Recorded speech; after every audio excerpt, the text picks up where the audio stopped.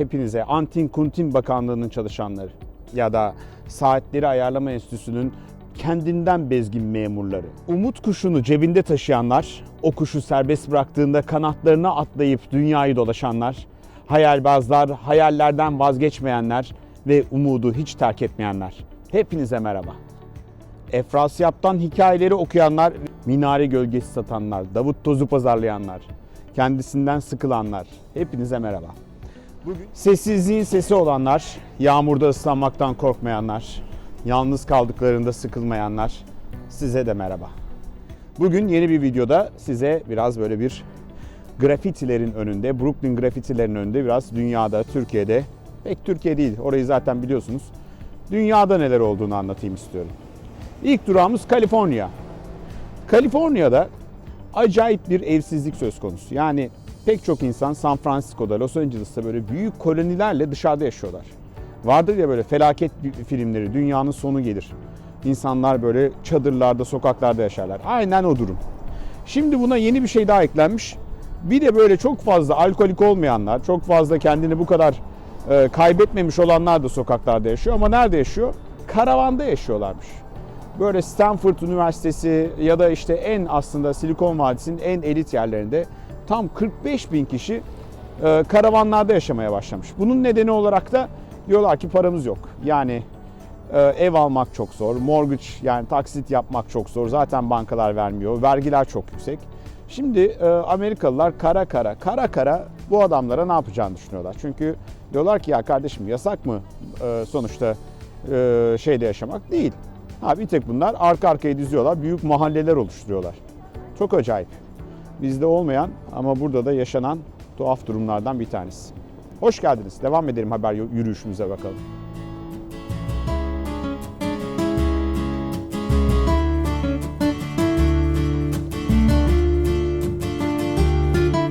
Burada Amerika'da çok ilginç bir hafta yaşıyoruz. Donald Trump'la ilgili bir rapor vardı. Mueller adlı bir savcı yürütüyordu bunu. 2016 seçimlerinde Donald Trump'ın seçimlere hile karıştırıp karıştırmadığına yönelik bu rapor açıklandı. Daha doğrusu şu anda senatoya teslim edildi. Sayfalarca süren bir rapor, 2 yıl boyunca süren bir araştırma. Herkes bu Mueller şeyine gözünü dikmiş. Neden? Demokratlar işte impeachment yani başkanın görevden alınacağını, Donald Trump'ın görevden alınacağını söylüyorlardı bu rapor sonrasında. Donald Trump mi diyordu? Twitter'dan sürekli sallıyordu Mueller'e. Diyordu ki cadı avı yapıyor bunlar, witch hunt yapıyorlar. Ve 2 yıl süren bu soruşturma sonrasında şimdi final rapor teslim edildi. Bu rapor öncesinde tabii Trump'ın etrafındaki pek çok isim bu soruşturmayla ilgili savcılığa hem yalan ifade vermekten ya da işbirliği yaptılar ya da yalan ifade verdiler. Farklı nedenlerden dolayı mahkemelik oldular ve çeşitli cezalar da aldılar. İşte cezaevine gidecekler var. Şu anda parlamentoda Cohen gibi çeşitli avukatları konuşma yaptı. İfade verdiler daha doğrusu. Çok ses getirdi. Tabii Trump meselesi ne olacak bilinmiyor ama eninde sonunda güzel olan şu, nihayet bir soruşturma sona erdi ve Trump bakalım bu badireden nasıl kurtulacak? Evet, ayın 25'inde Apple TV yeni platformunu açıklıyor. Nedir bu platform? Bu platform tıpkı Hulu gibi bir platform. Ya da sizin bildiğiniz işte Netflix gibi bir platform. Ne yapacak? Kendi filmlerini gösterecek. Kendi çeşitli dizilerini gösterecek. İşte biraz yavaş yavaş dijitale doğru gidiyor. Apple da buna uyandı. Şimdi onlar da dijitalde adım atıyorlar. Ne yaparız diye bakıyorlar. 25 Mart'ta da bunu açıklayacaklarını artık ilan ettiler. Yani açıkladılar bile. Bugün ayın kaçı ya? 25 Mart diye çekiyorum. Bugün yarın açıklarlar ya da siz bunu izlediğinizde. Bu da güzel reklam bak. We are the cold pressed juice of TV diye Hulu reklam yapmış. Yani biz diyor televizyonun sıkılmış meyve suyuyuz, soğuk meyve suyuyuz diyorlar.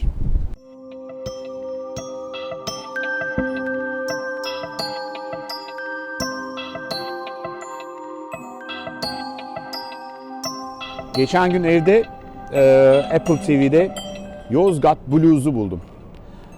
Fazıl Coşkun'un filmi. Bundan 2-3 yıl önce çekmişti. Seyredememiştim. Bir türlü sinemalara gidememiştik. Zaten biliyorsunuz sinemalara gitsen de ne olacak yani.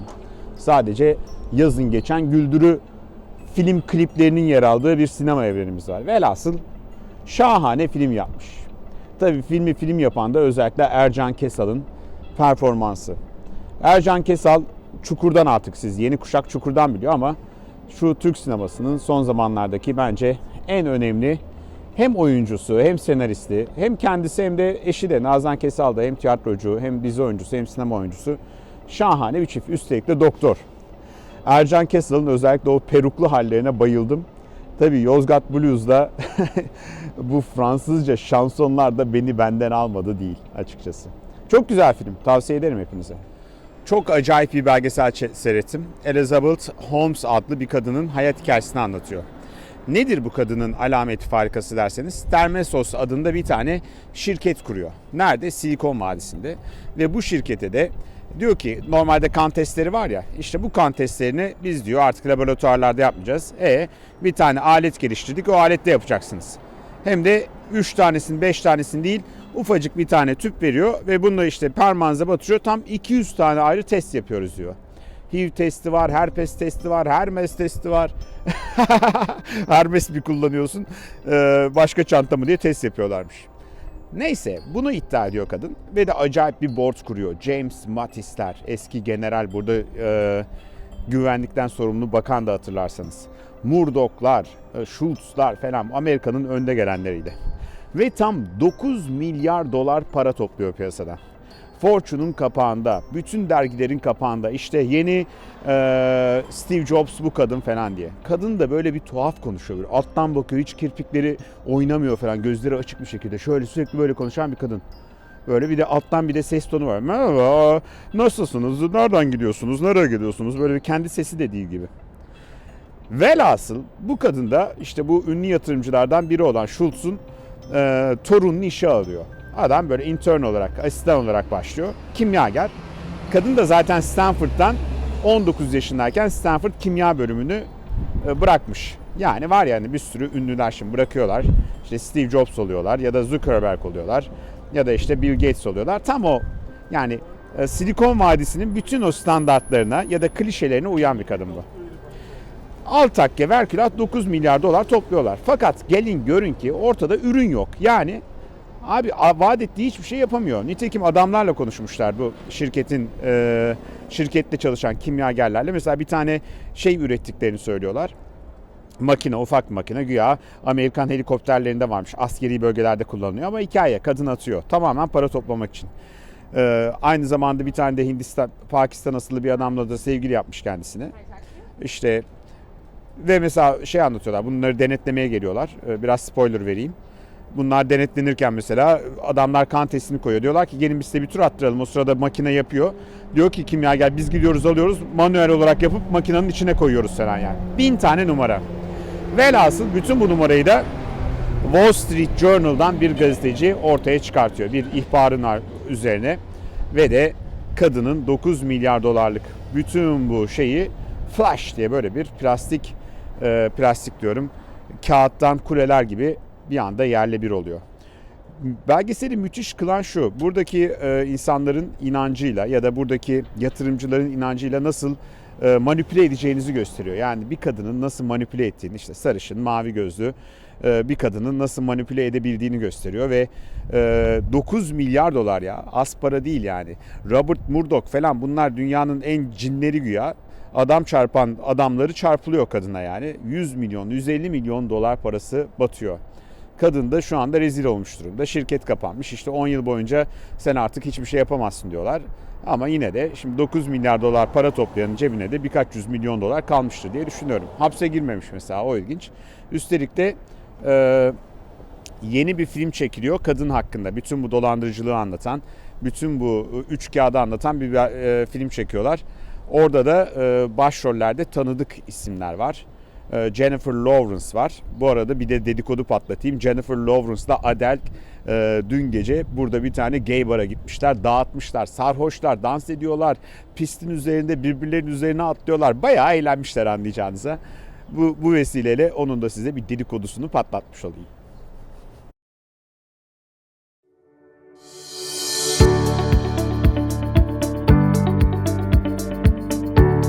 Geçen gün burada Amerika'da bir arkadaşımla ilginç bir tartışmanın içinde buldum kendimi. Dedim ki ya bu ana akım medyada çok fazla sence Trump haberi yok mu dedim. Yani New York Times'ı açıyorsun, Trump'la yatıyor, Trump'la kalkıyor. CNN'i açıyorsun, Trump'la yatıyor, Trump'la kalkıyor. Sence biraz fazla değil mi dedim. Dedi ki bence değil dedi. Biraz şey gibi düşün dedi.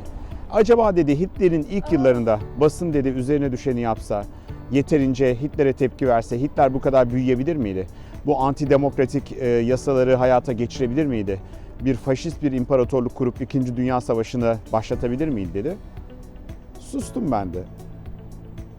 Susacaksın. Ne diyeceksin ki?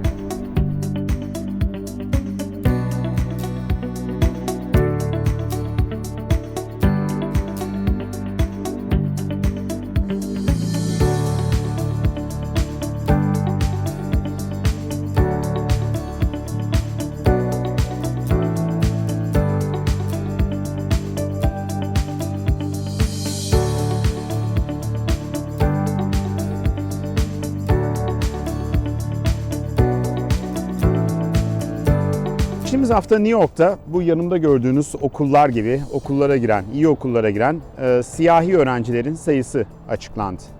25'miş. 25. Peki siyahi olmayan yani beyaz olan öğrencilerin sayısı kaç? 3300. Yani şöyle söyleyeyim hani 10'da biri, %1'i değil 200'de biri neredeyse. Siz artık hesaplayın. Bunu yazın kaçta kaçı olduğunu. Yani buradaki bizim yaşamadığımız bir şey. Yani bizim bu anlamda yaşamadığımız siyah beyaz ayrımı Türkiye'de yoktur. Ama buradaki ırkçılık gerçekten inanılmaz yani. Bu aradan geçmiş kaç yüzyıl güya bütün bu şey kalkmış. Irkçılık meselesi çözülmüş ama çözülmüş değil. Şimdi bir tek New York'ta değil mesela. Ben Silikon Vadisi'ne gittiğimde bütün bu ilim bilim dünyasının nabzının attığı yer. Ya sokaklarda yürüyorum, şirketlerin çalışanlarına bakıyorum. Bir tane siyahi insan yok. Dedim bu normal mi ya? Hiç siyah yok yani. Niye yok yani? Gelince anlıyorsun yani bu kadar büyük bir ayrım olduğunu, insanların arasında, kültürlerin arasında bu kadar büyük ayrım olduğunu. Biraz önce Donald Trump'tan bahsettim. Donald Trump'ın bir tane danışmanı var. Kellyanne Conway diye bir kadın. Yani kadına demokratlar sinir oluyorlar. Bir kaşık suda boğabilirler. Her konuda Trump'ı böyle kayıtsızca savunan bir kadıncağız bu. İşte bu kadının kocası da Trump'tan nefret ediyor. İşin ilginç yanı da bu. Üstelik bu nefretini de saklamıyor. Twitter hesabından ha babam de babam Trump'a sallıyor. Diyor ki bu diyor narsisist bir manyak diyor. Kendi içinde diyor çok fazla şeyi var diyor. Sorunları var diyor. Bildiğiniz ruh hastası diyor. En son Trump dayanamadı. Ya bu adam benden iş istedi. Ben de buna iş vermedim. O yüzden bu şimdi bana sallıyor diye tweet attı. O da bunun üzerine bak işte ben size dememiş miydim bu narsist manyak neler söylüyor diye yine bir şey attı. Bütün bu kanallar Kellyanne Conway'in boşanması gerektiğini söylüyorlar. Geçen gün neyse ki aklı selim bir adam da çıktı. Dedik ya kardeşim size ne? Manyak mısınız yani bir insanın ilişkisini siz mi ölçeceksiniz yani o boşansın o evlensin o bilmem ne olsun. Türkiye mi dedi birisi? Burası. Değil dediler. Var ya öyle magazin programları. O onunla boşansın, bu bununla evlensin, bu bununla sevgili olsun. Eskiden böyle televol eden kız bulurdu futbolcular. O mankene söyleyin hoşlanıyorum falan derdi. Muhabir giderdi ona söylerdi falan. Neyse yani acayip bir aile kavgasının tam ortasında Amerika. Kellyanne Conway'e de en büyük bela demokratlardan değil evin mutfağından geldi diyebiliriz yani. Bakalım bu kavga nereye gidecek? Kellyanne Conway mi Trump'ı bırakacak yoksa kocayı mı bırakacak? Ya da her ikisini de bırakmayıp sana ne mi diyecek? Bak bu çok güzel bir kelime. Sana ne? Size ne? Bize ne abi? Kocasıyla anlaşamıyor olabilirler politik olarak. Şart mı yani? Karı koca illa aynı düşüncede olmak zorunda mı? Herkes aynı şeyi mi düşünecek? Göreceğiz bakalım. İşliyor mu, işlemiyor mu?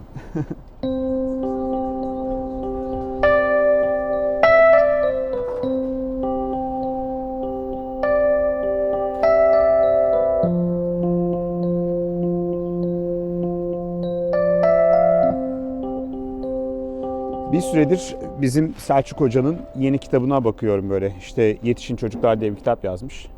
O kitaba bakarken de şöyle bir şey aklıma geldi.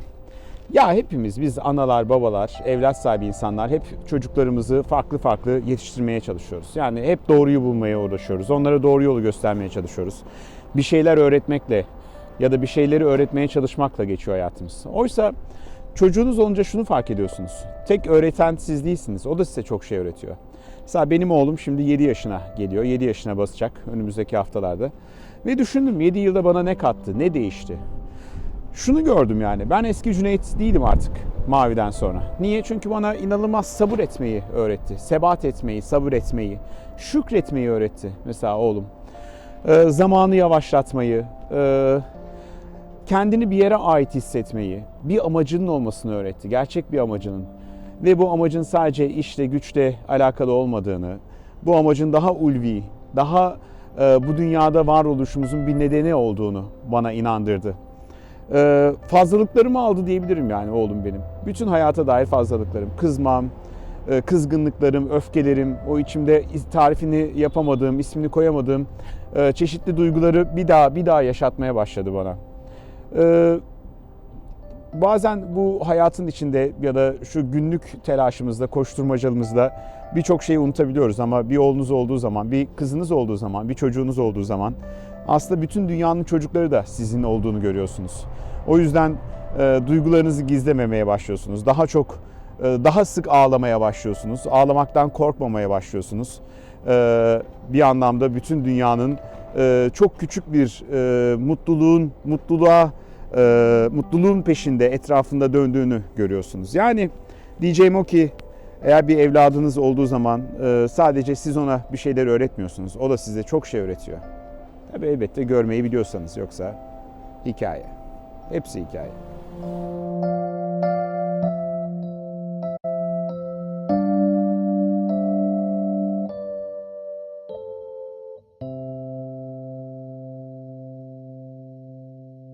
Ya geçen gece yine öyle oturuyorum yalnız başıma koltukla, üçlü koltukta.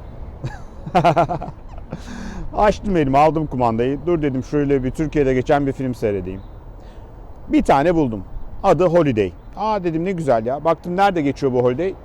Şahane, Bodrum'da geçiyor. İyi dedim ya, benim de biraz şöyle bir keyfim bir yerine gelir. Bodrum'u özlemiştim zaten. Velhasıl film Norveç filmi. Kardeşim bir film Akdeniz'de. Hadi geçtim Bodrum'u. Akdeniz'de geçip bu kadar bunalım olabilir mi ya?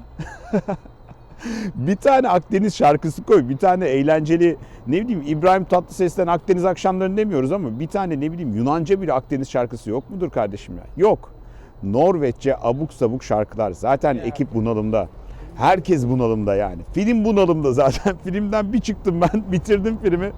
Dayak mı yedik, Norveç filmi mi seyrettik, olaylar Bodrum'da mı geçiyor, Norveç'in ücra bir kasabasında mı? İnanın insan ne diyeceğini bilemiyor. Ama sonuçta şunu görüyorsunuz. Abi herkes kendi ülkesinin cebinde taşıyor. İstersen Norveç'ten kalk Bodrum'a gel, istersen kalk Türkiye'den, İstanbul'dan New York'a gel. Sonuçta kendi ülkeni, kendi gerçekliğini bir şekilde o götürdüğün, gittiğin yere götürüyorsun. Kısadan hisse.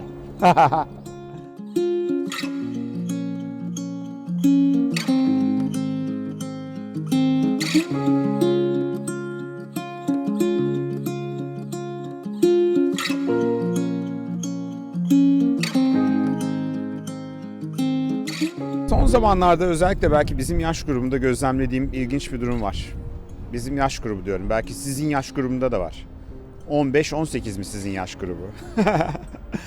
Neyse biraz inceliklere çok zaman ayırmıyoruz. Çok değer vermiyoruz. İnceliklerden neyi kastediyorum? Mesela 40 yıllık dostsun. Birisi birisine bir jest yapıyor. Kimse kimseye teşekkür etme ihtiyacını duymuyor. Neden? 40 yıllık dostuz. Abi olur mu 40 yıllık dostuz?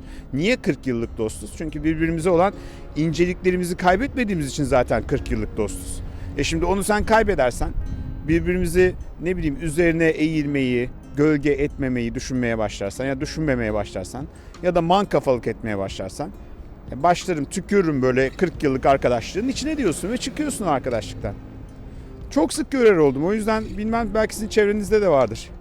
Arkadaş demek, kardeş demek, akraba demek, garanti ilişkiler demek değil arkadaşlar. Kan bağı falan zırva yani. İnsanlar kardeşleriyle 40 yıl küs kalıyorlar ya. Konuşmuyorlar bilmem ufacık miras nedeniyle, miras davaları nedeniyle. Öyle var ya aileler birbirine giriyorlar. Milyarlarca dolar var, kayyum atanmış, kimse bir kuruş almıyor. Niye ona küs, o ona kavga etmiş, o ona bilmem ne demiş de bilmem ne olmuş. Hayat uzun değil. Ama abi kabalıklara zaman ayıracak kadar da kısa değil. O yüzden ortaya bir mesaj bırakayım şöyle. Sevdiklerinize değer verin.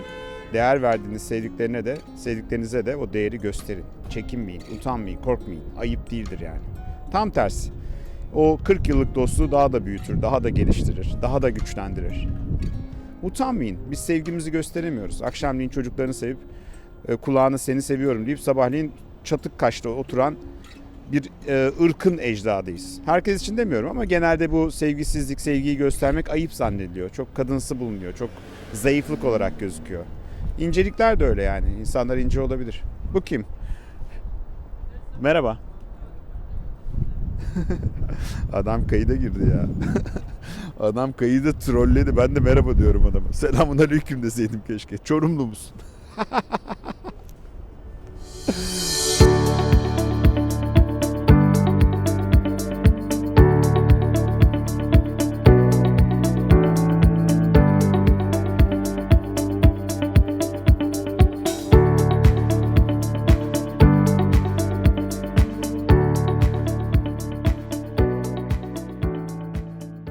İnternette dolaşırken Twitter'da Enis Batur'un Twitter üzerine yazdığı bir iki yazıya denk geldim. Tabii şimdi diyeceksin ki Enis Batur kim? Biz Enes Batur'u tanıyoruz. O zaman yollarımız burada seninle ayrılıyor kardeşim. Eğer sen Enes Batur'u tanıyıp Enis Batur'u tanımıyorsan ne diyeyim yani? Neyse, Enis Batur bir düşünce adamı. YouTuber değil düşündüğünüz gibi. Bir filozof diyebiliriz. Edebiyatçı, yazar. Twitter üzerine bir yazı yazmış. Diyor ki bolca zevzekliğin yapıldığı bir yer. Adam haklı beyler. Herkesin kinle, nefretle bir an önce yazılarını yazıp ardından da o yazıların üzerine 1000 tane şey yarattığı bir yer demiş. Az mı demiş yani? Az demiş bence. Daha da çok abartabilir yani bu konudaki gözlemlerini, görüşlerini. Şimdi kızmak var mı abi? Twitter'ı en çok kullanan kim? Türkiye'de herhalde ilk 8. falan benimdir en çok kullananlar ya da takipçisi olan. Şimdi böyle eleştiriler gelince ben üzerime alınıp vay kardeşim bana Enis Batur zevzek dedi, dur şuna bir haddini bildireyim diyor muyum? Demiyorum. Niye? Adam haklı çünkü.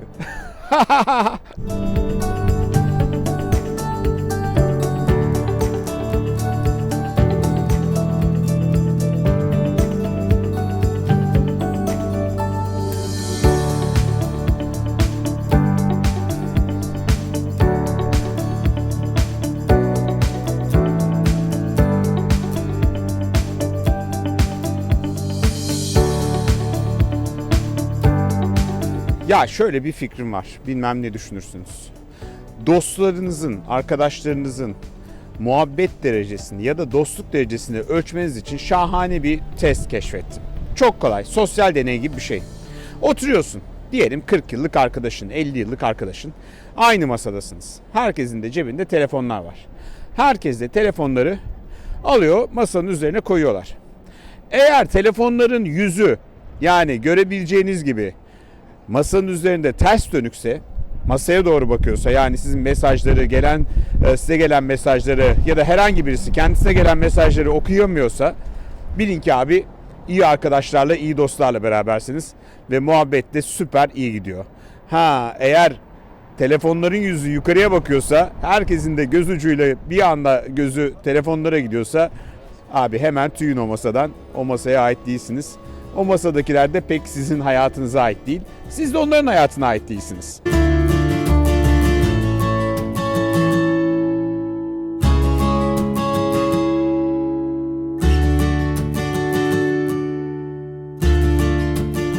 Şimdi İstanbul'da olmak vardı ama işte buradayız. New York sokaklarındayız. 31 Aralık'ta yerel seçimler gecesinde bir yayın yapmaya karar verdik. Uzun bir seçim yayını yapacağız. Muhtemelen saat 17'de youtube.com Cüneyt Özdemir'den yayına gireceğiz. Bu yayına destek olmak isteyen var mı diye sormuştum. Sağ olun, pek çoğunuz destek olacağınızı söylediniz. Mail attınız. Yayın yap abi diyenler var aranızda. Muhakkak yayın yapmalısınız diyenler var. Evet, biz de gazeteci sorumlu olarak yayın yapacağız. Ama nasıl destek olabiliriz diye soranlar olmuş. Onlara da diyeceğim o ki, ya kardeşim kurumsal dünyada çalışıyorsanız çeşitli sponsorluk ya da reklam anlaşmaları yapabiliriz. kenan@dipnotes.tv'ye direkt mail atabilirsiniz. Sonuçta eğer özgür basını istiyorsanız sadece bu kanalı değil, düşüncelerine ben katılmıyor olsam da bütün kanalları desteklemenizi tavsiye ederim. Öyle bir kenara geçip ay basın yok bilmem ne yok diye ağlayıp duracağınıza önce taşın altına biraz da siz elinizi koyun. Biraz da siz destek olun. Nasıl destek olabilirsiniz? Sponsor olabilirsiniz, reklam verebilirsiniz. Seçim gecesi için de bu yayınlarımıza maddi olarak destek olmanızı özellikle bekliyoruz. Olursanız seviniriz. Hem bu kanala hem de seçim gecesi özel yayınımıza. Güzel bir yayın tasarladık, özel bir yayın tasarladık. Yani bayağı bir stüdyo tutuyoruz. Bayağı konuklarımız olacak. Yine her zamanki gibi profesyonellikten taviz vermeden de YouTube yayıncılığı yapılabileceğini sizlere göstereceğiz. Eğer bize ayrıca destek olmak istiyorsanız patreon.com Cüneyt Özdemir'e daha küçük meblağlarda destek olabilirsiniz. Lütfen abone olun. Abone olmayı unutmayın. Yeni bir yayında buluşalım. Kendinize iyi bakın.